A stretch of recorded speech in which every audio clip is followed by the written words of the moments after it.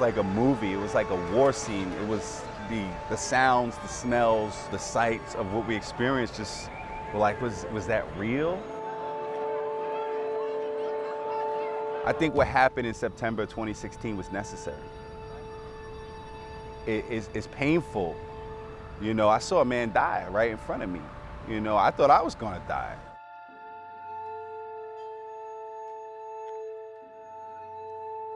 I was coaching a middle school football team, Providence Day School, a private school here in Charlotte.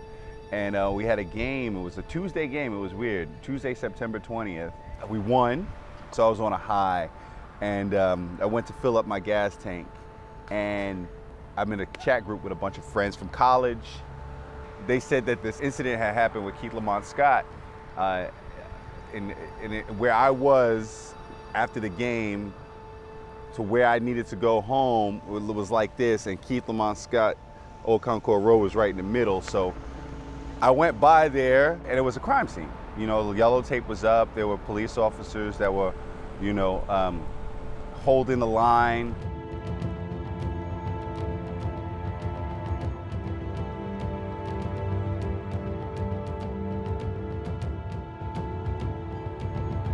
There was this father that would sit and wait for his kids to get off the school bus. And he did that every day. That's what the community was saying. The people were increasingly angry. And I used my voice to voice my displeasure, to ask questions. He's not gonna do anything to you guys. He just took his medicine.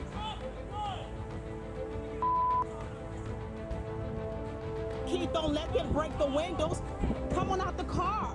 I'll never forget this. A voice came over from behind my left shoulder. And you were like, that's my daddy's car. That's my daddy's car. Why'd y'all kill my daddy? Is there nothing else you could do? You couldn't do anything else. Y'all had to shoot him down. You had to kill him. So his daughter was like running through the crowd, and her voice cut through everything.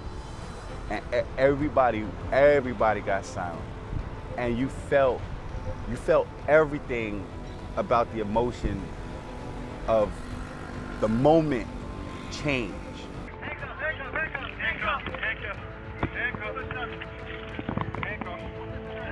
When that moment changed, you could read it on the police officers' faces. They just wanted to get out of there.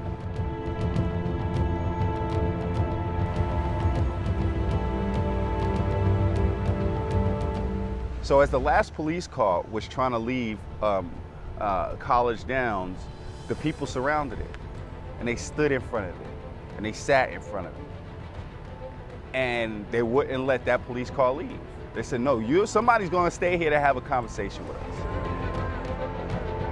When the riot police showed up, that's when the people turned from that police car to the riot police. And as they started to form, that's when rocks started flying and pushing back, and eventually tear gas started going off.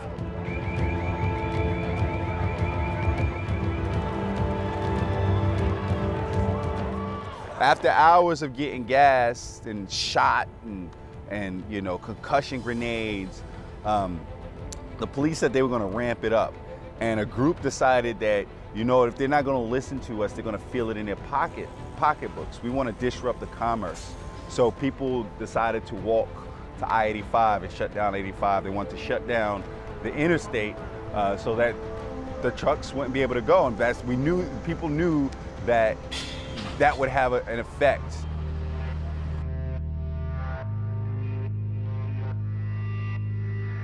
Big things start and finish with laws and policies.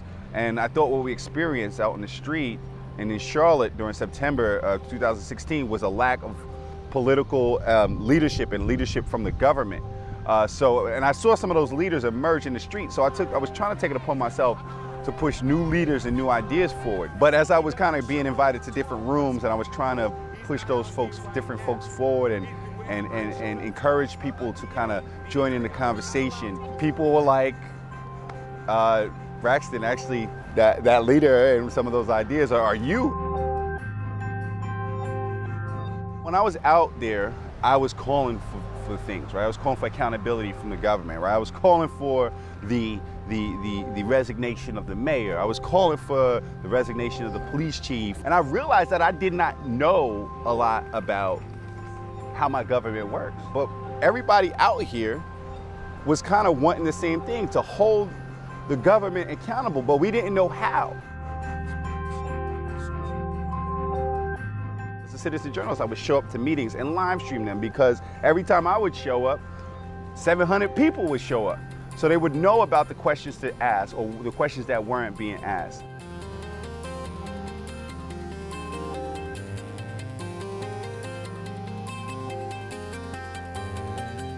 We need to do a better job of connecting the folks on the street with what happens in the halls of government. What's happening in the halls of government needs to be informed by the tenor of the city and what people actually want. It's a very simple way is to connect to people where they are at. And we can do that using social media and live streaming.